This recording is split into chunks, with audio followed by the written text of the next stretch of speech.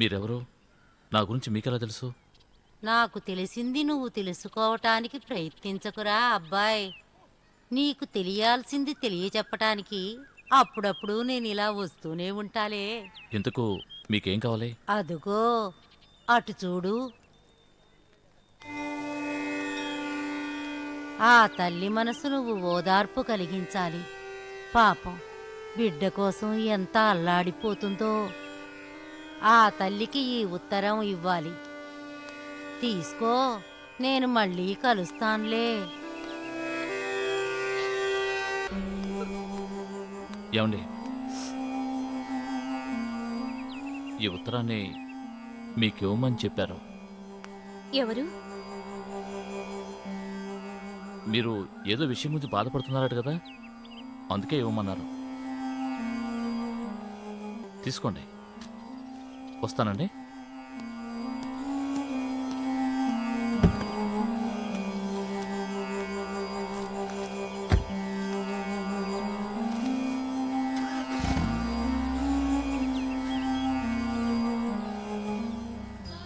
అమ్మా, నేను క్షేమంగానే ఉన్నాను. నా గురించి నువ్వేం దిగులు పడకు. నేనే తప్పు చేయలేదమ్మా, నన్ను నమ్ము. నేనిప్పుడు ఒక దైవ కార్యం మీద ఉన్నాను. పని పూర్తిగానే వచ్చేస్తాను. నీకు చెప్పకుండా ఇంటి నుంచి వచ్చి నీ మనసుకు కష్టం కలిగించినందుకు నన్ను క్షమించమ్మా. ఇట్లు నీ ఉష.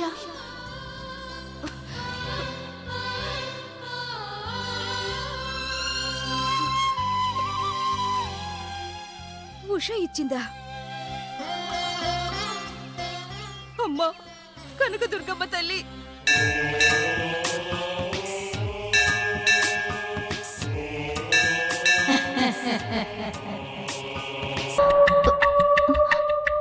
అంటే అవినాష్ కోపంతో నా మీద పగ సాధించేందుకు ఇంట్లోనే దాక్కున్నాడా?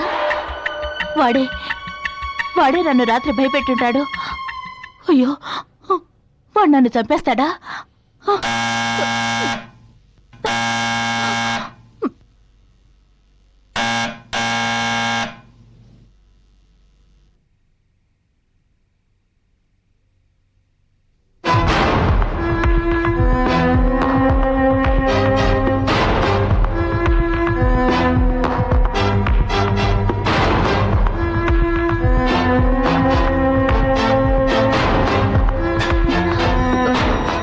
ఇప్పుడేగా టెలిఫోన్ బాగు చేసి వెళ్ళారు.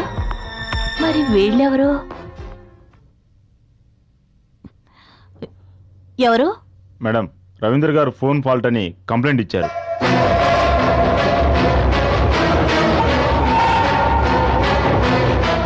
ఆయన పంపిన వాళ్ళు వీళ్ళైతే మరి ముందొచ్చిన వాళ్ళెవరు? 1 2 3 4 5 6 కరెక్ట్గా ఉంది. ఓకే సార్, వస్తాం సార్.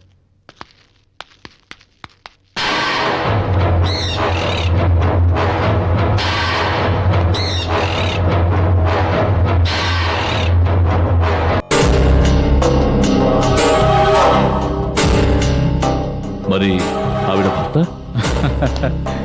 ఇవన్నీ భర్తకు తెలిసేలాగా చేస్తారా రవీంద్ర? అఫీషియల్ టూర్ అని చెప్పి వచ్చింది.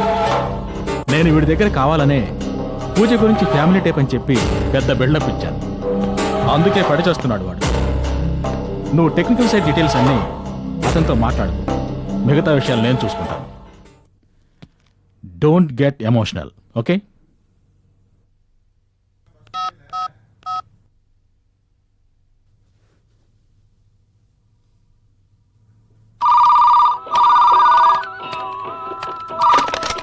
హలో పూజ, నేను ఎండీని.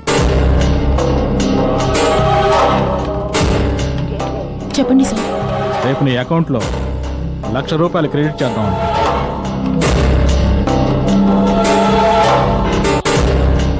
ఎక్కడికి రావాలి సార్? Hotel Windsor waves.